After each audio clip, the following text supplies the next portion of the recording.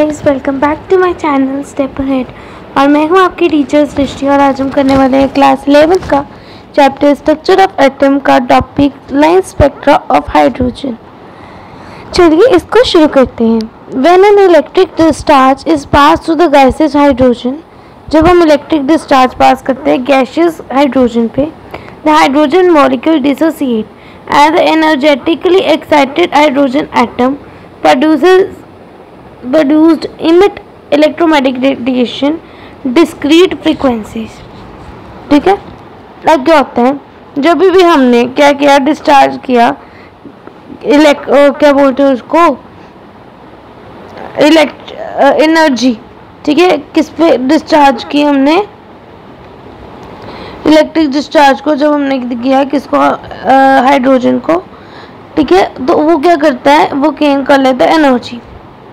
ठीक है, और वो एनर्जी गेन करके अप स्टेट में चल जाता है। मीन्स वो ग्राउंड स्टेट से एक्साइट होके अपर शेल में चला जाता है। ठीक है,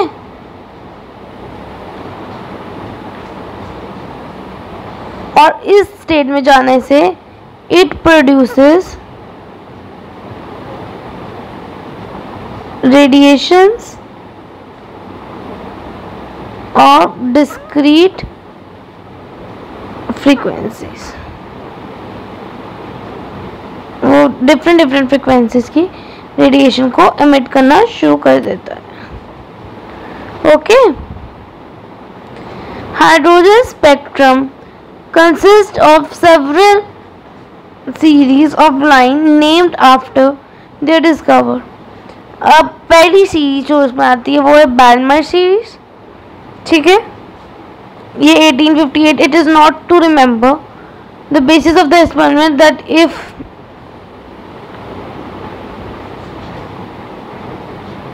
ये दो इमेज है ना, if line spectra are expressed in a term of the wave number, then the visible line of the hydrogen spectrum obey the following formula.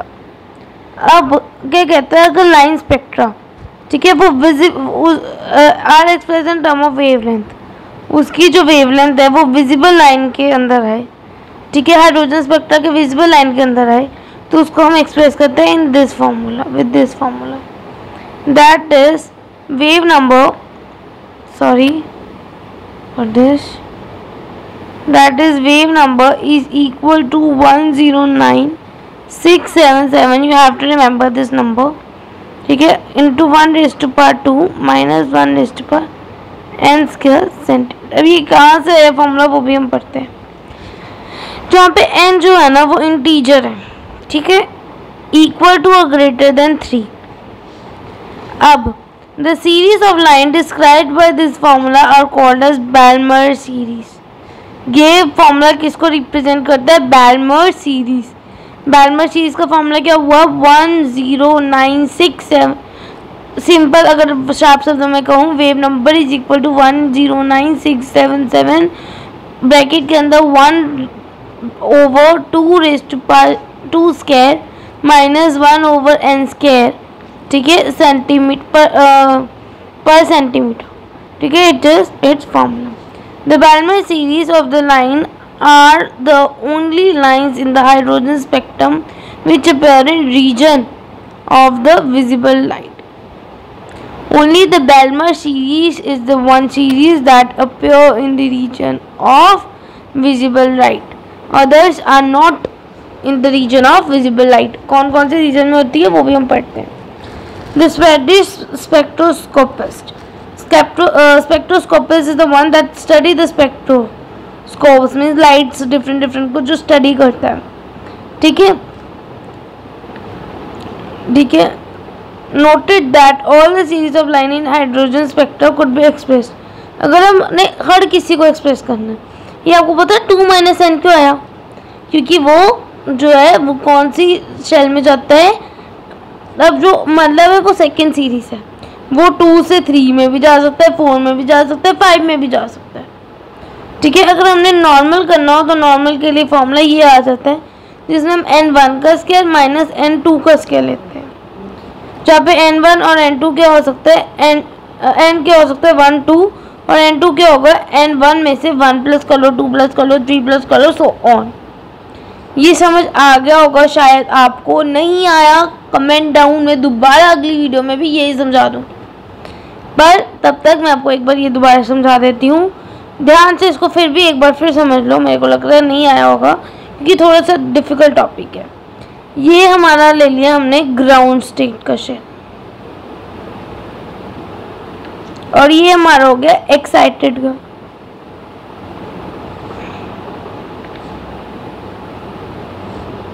अब ये ग्राउंड स्टेट शेल से 1 over ground state shell minus 1 over excited state shell का square, हम इसको ऐसे निकालते हैं, ठीक है। अब ग्राउंड स्टेट अगर 1 2 है तो 1 से सीधा 1 से 2 पे जाएगा, तो 1 है मतलब N1 है, तो N2 कितना होगा, सेकेंड 2 शेल, तो हम करेंगे 1 प्लस 1 इट्स 2। अगर 1 से सीधा 2 पे जाता है तो इट विल 3 पे जाता है, सॉरी 2 प्लस होता है, it would be 1 plus 2 equal to 3। Clear हो रहा है शायद? नहीं हुआ कोई प्रॉब्लम है फिर मुझे बता देना, मैं दोबारा समझा दूंगी। अब the value of this is known as Rydberg constant of hydrogen. ये क्या है, Rydberg constant of hydrogen 109677। The first 5 lines that are corresponding to N1 2 3 4 5 5 मतलब ग्राउंड स्टेट। पहले की लेमन सीरीज की ग्राउंड स्टेट है 1, बैलमर की 2, तभी हम बैलमर को शुरू से ही 2 करते हैं, हमने भी किया ना 109677 1 ओवर 2 का स्क्वायर माइनस n का स्क्वायर। क्यों हमने 2 को लिया, क्योंकि इसकी ग्राउंड स्टेट होती ही 2 से शुरू, ये 1 पे नहीं जा सकता, ये होता ही सेकंड पे है। समझ आ गया? ठीक है। एंड n कितना होगा 1 2 3 4 2 5। अब 3 किसका हो गया, पैस्टन का, 4 ब्रैकेट का और 5 प्रीफन का। दोबारा सुन लो, A Lyman, B Balmer, C Paschen, 4 Brackett and 5 Pfund. Very important to remember this with the ground states. ठीक है, पहला लेमन, दूसरा बेलमर, तीसरा प्रेस्टन, फोर्थ आ गया हमारे पास ब्रैकेट, फिफ्थ पीफन। ठीक है, रिस्पेक्टिवली। अब टेबल ये जो इसको शो कर रहा है, अब जो 1 और 2 मतलब लेमन है वो किस स्टेट में जा सकता है, मतलब उसकी ग्राउंड स्टेट तो 1 ही होगी, आगे वो कितनी भी स्टेट्स में जा सकता है, वो अल्ट्रावायलेट रीजन में फॉल करता है। बेलमर जो है वो विजिबल रीजन में फॉल करता है। ब्रैकेट और पैस्टन दोनों इंफ्रारेड में फॉल करते हैं और पीफन भी इंफ्रारेड में फॉल करता है। ठीक है, this is the spectral region and you have to remember this too. ये आ सकता है एमसीक्यू में, ऑब्जेक्टिव्स में, कॉम्पिटिटिव एग्जाम्स में। ठीक है, अगर आप मेरी टॉपिक को ध्यान से सुनोगे आपको अपने नोट्स भी मिल जाएंगे, अच्छे से टॉपिक रिवाइज भी हो जाएगा। तो प्लीज़ मेरी वीडियो को सुनते समय एक कॉपी भी साथ में रख लिया करो, ताकि आप सिर्फ सुनो भी नहीं, कुछ मेन नोट्स लिख भी लो।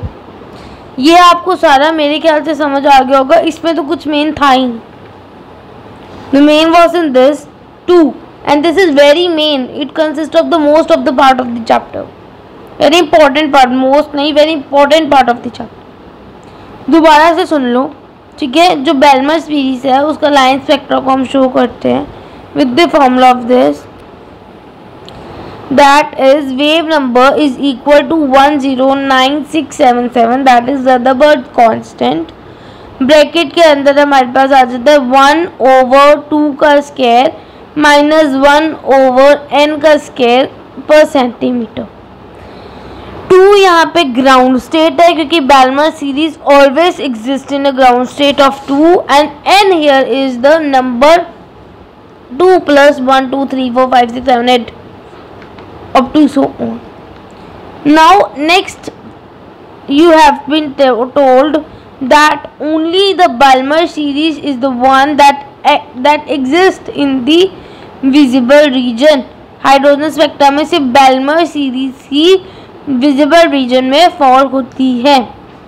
ठीक है, बाकी की अगर बात करें तो लेमन सीरीज जो है वो अल्ट्रावायलेट में, और बाकी की 3 पैशन, ब्रैकेट और पी फन जो है वो इंफ्रारेड में फॉल होती हैं। जर्नल अगर आपको फॉर्मूला निकालना हो हाइडेलबर्ग कांस्टेंट नहीं, गलती से बोल दिया मैंने, हाइड्रोजन स्पेक्ट्रम का, तो वो कैसे निकलता है? It is wave number is equal to 109677, that is Heidelberg constant, bracket n 1/n का स्क्वायर माइनस 1/n2 का स्क्वायर, जब पे n1 is the number from 1 to 5 up to so on, and n2 is n plus 1 2 3 4 5 6 7 8 up to so on। ठीक है, अब हमें पता है हाइडेलबर्ग कांस्टेंट कौन सा होता है। मैंने इसी में ही अपने इतने छोटे से 2 मिनट में ही सारा कुछ वापस एक्सप्लेन किया। आगे चलते हैं, होप आपको अच्छे से समझ आ गया हो। अब आप इसको देखो ध्यान से, इसको हम स्टडी करेंगे और हमें से काफ़ी कुछ इस डायग्राम से पता चल जाएगा। अगर आप मेरी बात ध्यान से सुनोगे तो आपको सारा ऊपर वाला टॉपिक एक और बार रिवाइज हो जाएगा, 3 बार रिवाइज कर लेंगे हम। ध्यान से देखोगे? चलो शुरू करते हैं।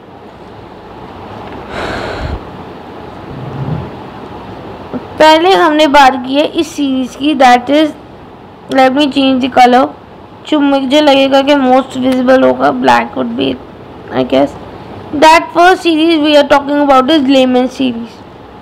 देख सकते हो कि हमेशा इसकी ग्राउंड स्टेट क्या है? 1। It goes from 1 to 2 to 3 to 4। Let me get some identifier। 1 to, it goes from 2, 1 to 3, 1 to 4, 1 to 5, 1 to 6, and 1 to, it can go up to so on. It starts from 1. So ground state for it is 1. When we talk about the Balmer series, as I told you, it fall in visible region। ठीक है, ये कौन से reason में fall होती थी? UV rays में। ये विजिबल रेज में, इसलिए इसको कलर के थ्रू शो किया है। It start from 2nd and fall to 3rd, 4th, 5th to 6th। Now if we talk about other series, they are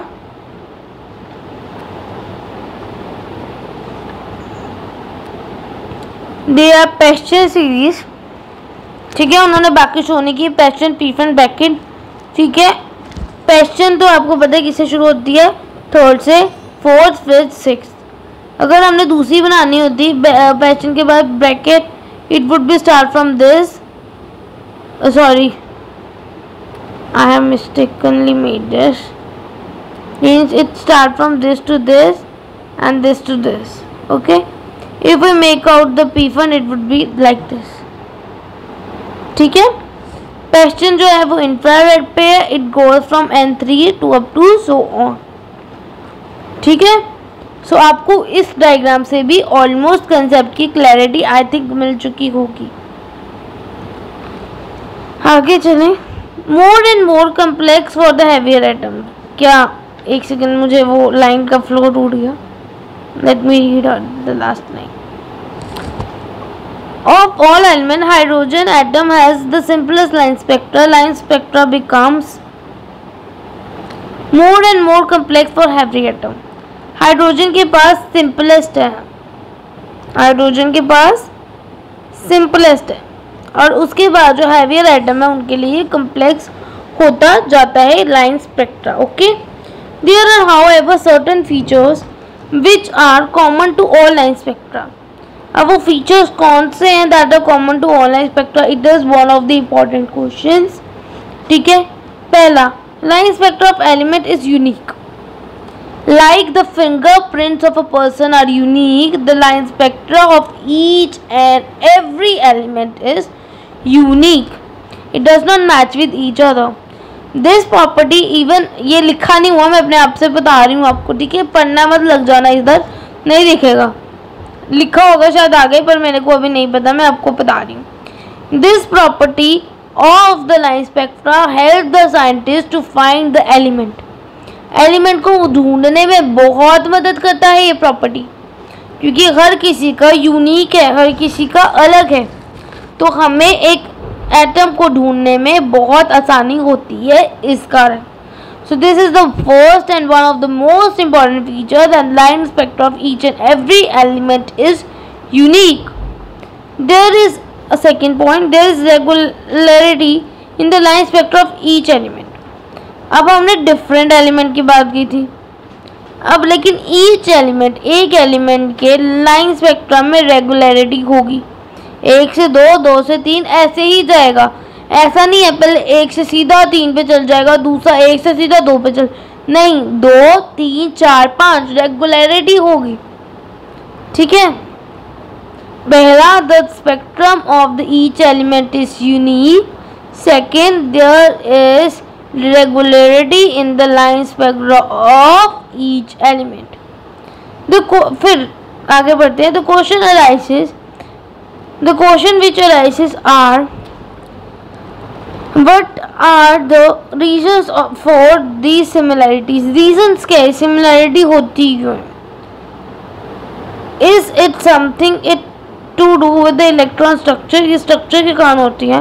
this structure need to be answers. ठीक है. we shall find the later the answer of this question provided the key understanding. हम आगे इनका answer निकालेंगे, अभी नहीं इन्होंने कहा, तो मैं भी आपको आगे बताऊंगी. थोड़ा इंटरेस्टिंग बनाते लेक्चर को. चलो बढ़ते हैं आगे. अगला टॉपिक जो है बोहर मॉडल ऑफ हाइड्रोजन. अगर ये वीडियो अभी मैं पूरी कर पाई, क्योंकि ये वीडियो लंबी हो सकती है, ठीक है, 20 मिनट से बस ज़्यादा हो सकती है, तो अगर ऐसा हुआ तो आपको आधा टॉपिक अभी कराऊंगी, आधा टॉपिक आपको अगली वीडियो में मिलेगा, तो इसका पार्ट 2 जरूर देख लें. ठीक है. Bohr model of hydrogen. Niels Bohr was the first to explain the quantitatively the general feature of the structure of hydrogen atom and its spectrum. ठीक है. he used the Planck concept for the quantization of the energy. Quantum पता ना आपको क्या होता है. अब तो मेरी, अगर आप लोगों ने पुरानी वीडियोस देखी है तो पता ही होगा, नहीं देखी दोबारा बता देती हूँ. It is discrete packet. ये कंसेप्ट याद है. E is equal to HV, H news basically.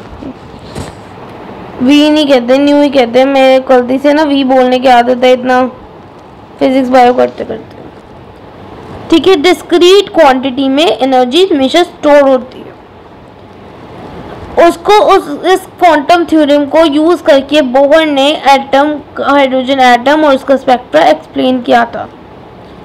Through the theory is not the modern quantum mechanics, it is still use. अब ये मॉडर्न क्वांटम मैकेनिक के साथ रिलेटिव नहीं करती, पर ये अभी भी यूज होती है. ठीक है. recognize many point of in the atomic structure and spectra. Bohr model of hydrogen atom is based on following postulates. Postulates are also important. I am also giving you the mark of the important things, so please उसको याद कर लेना. important things को तो पढ़ के ही जाना, जो मैं एक बार बता रही हूँ.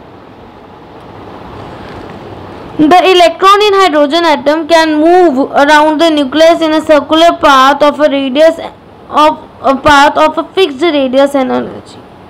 अब जो इलेक्ट्रॉन है ऑफ हाइड्रोजन वो मूव करते हैं around, hydrogen atom can move around the nucleus in the circular path of fixed radius and energy. These paths are called as orbitals. Stationary states are allowed states. ठीक है. These orbits are arranged concentrically around nucleus. मतलब ये nucleus है, ये concentric circle. Concentric circle क्या होता है, एक के अंदर एक, ऐसे अरेंज होते हैं. ठीक है. दोबारा समझ लो. इलेक्ट्रॉन्स ऑफ हाइड्रोजन, हाइड्रोजन में कितने इलेक्ट्रॉन होते हैं आपको पता ही होगा, शायद नहीं पता तो ध्यान से सुनना. हाइड्रोजन के अंदर एक इलेक्ट्रॉन होता है.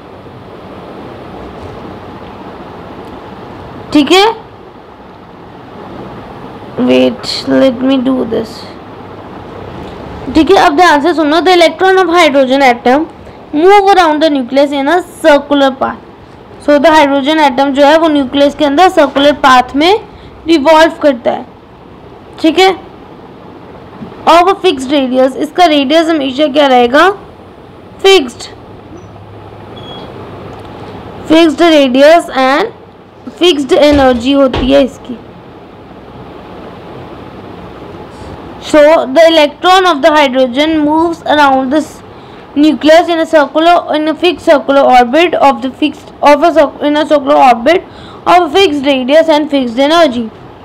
A stationary states or allowed or loaded states. अब इनको क्या कहा जाता है? ऑर्बिट्स, जो कि असल में स्टेशनरी स्टेट है और लॉडेड स्टेट्स है। ठीक है, the orbits are arrange in a concentric around the nucleus. ठीक है, होप आपको पहला पॉइंट तो पहला पोस्टुलेट बहुत अच्छे से समझ आ गया होगा। इसमें लिखा है in the hydrogen atom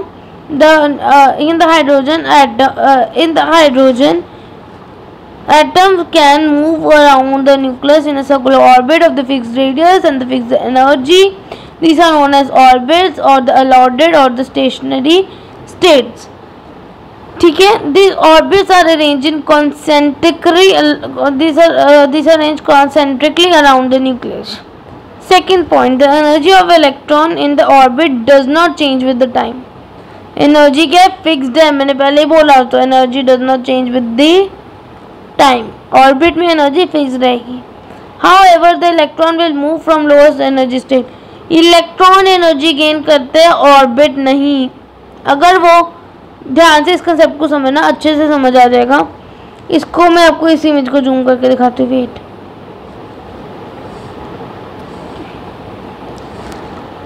मैं कलरफुल पेन्स का भी यूज़ करूँगी आपको अच्छे से समझाने के लिए। मान लो पहला ऑर्बिट है ये वाला, I am colouring it again with another colour. ये ऑर्बिट है मेरा पहला। इस ऑर्बिट में जब भी ये इलेक्ट्रॉन रहेगा, इसकी एनर्जी मान लो मैंने दे दी 2, नंबर रैंडम नंबर मैंने कोई भी ले लिया 2, इसकी एनर्जी इसमें 2 है। ठीक है, आपको क्या पता है कि ये क्या होता है, एक इलेक्ट्रॉन क्या होता है, ये sorry for this inconvenience, let me change its color first.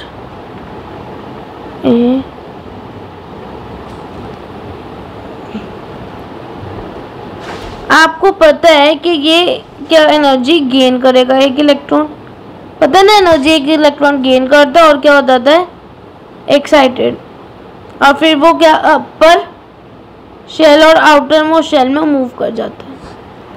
अब मान लो इस इलेक्ट्रॉन ने एनर्जी गेन की और ये मूव कर गया इसमें इसका है 3 नंबर, फिर एनर्जी की वो 4 में चला, इस साइकिल में चला गया जिसमें इसका नंबर मान लो 4 है। मैम मुझे ध्यान से सोच के बताना, क्या इसमें ऑर्बिटल के अंदर एनर्जी चेंज होगी? कई आंसर देंगे यस, कई देंगे no. So answer basically is no. जब ये इलेक्ट्रॉन इस शेल में वापस आ जाता है कुछ टाइम बाद, ये आपको शायद मैंने बताया नहीं होगा क्योंकि अभी आपके टॉपिक में था ही नहीं, आगे था, बट इन्होंने ये कंसेप्ट यूज़ किया तो मैंने सोचा बता ही देती हूँ, ध्यान से सुनना।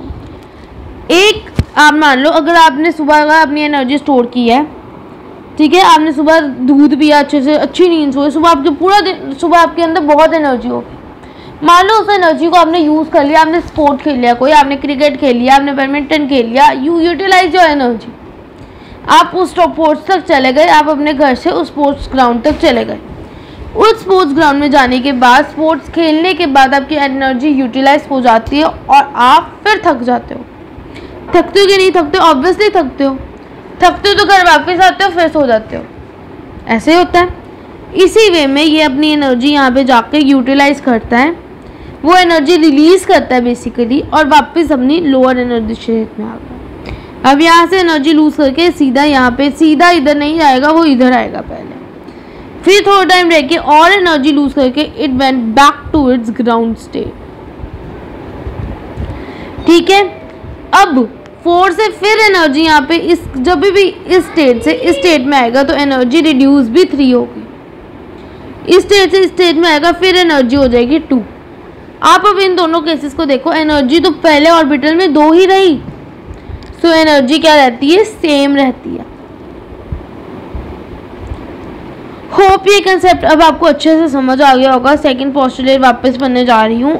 The energy of the electron in orbital does not change with the time. Orbital की एनर्जी चेंज नहीं होती। अगर एक इलेक्ट्रॉन 1 से मान लो 5 तक चला गया, लेकिन जब वो 1 में वापस आएगा तो उसकी एनर्जी जितनी पहले 1 में थी उतनी ही 1 में रहेगी, उसकी एनर्जी उतनी ही जितनी उसने लेकर ऊपर गया था ना उतनी वो वापस छोड़ के भी आता है।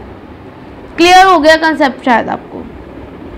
However, the electron will move from lower stationary state to the higher stationary state when required amount of energy is absorbed by the electron or energy is emitted when electron move from higher stationary state to lower stationary state। पहले उन्होंने बोला जो energy वो gain करता है और फिर emit करता है, तो ये दोनों कंसेप्ट मैंने आपको ऑलरेडी समझा दी।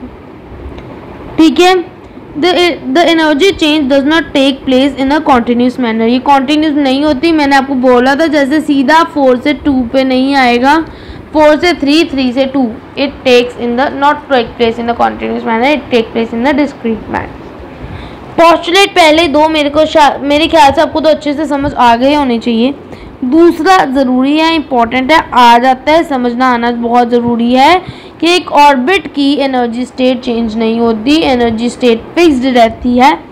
ठीक है, इलेक्ट्रॉन्स एनर्जी गेन करते हैं, इलेक्ट्रॉन्स की एनर्जी स्टेट चेंज होती है, इसीलिए वो हाई लेवल पे जाते हैं, लेकिन वो जितनी एनर्जी टेक प्लेस करके हाई लेवल में जाते हैं उतनी ही उस हाई लेवल में इमिट करके वापस ग्राउंड स्टेट में आ जाते हैं। सिंपली एनर्जी इक्विलिब्रियम में रहती है। Third point, the frequency of the radiation absorbed or emitted when the transition occur between two stationary states that differ in energy E is given by। अब energy difference between two energy state, अब दो energy state का energy difference कितना है, जैसे मैंने बोला था 2 से 3 में कर, इन दोनों का स्टेट डिफरेंस अब कैसे निकालते हैं, we calculated as nu is equal to delta E by H. Delta E here is energy of second minus energy of first, not second not first, basically higher minus lower। अगर वो गई मान लो 3 से 4 में, तो हम 4 - 3 divided by 6.26 into 10⁻³ that is H। Basically ये H क्या है, मैं पहले पुरानी वीडियोस में बना चुकी हूँ, आप पुरानी वीडियोस में देख के आओ, मेरी नहीं देखनी किसी और के देख के आओ, समझ के आओ पुरानी वीडियोस देख कर ही नई वीडियोस पे आया करो। The frequency of the radiation absorbed or emitted when the transition occur between two stationary states that differ in energy E is given by this, where E1 and E2 are the energies of the lower and higher allotted energy states respectively। ठीक है, this expression is commonly known as Bohr frequency rule। Fourth देख लो, the angular momentum of electron is quantized, means in a small packet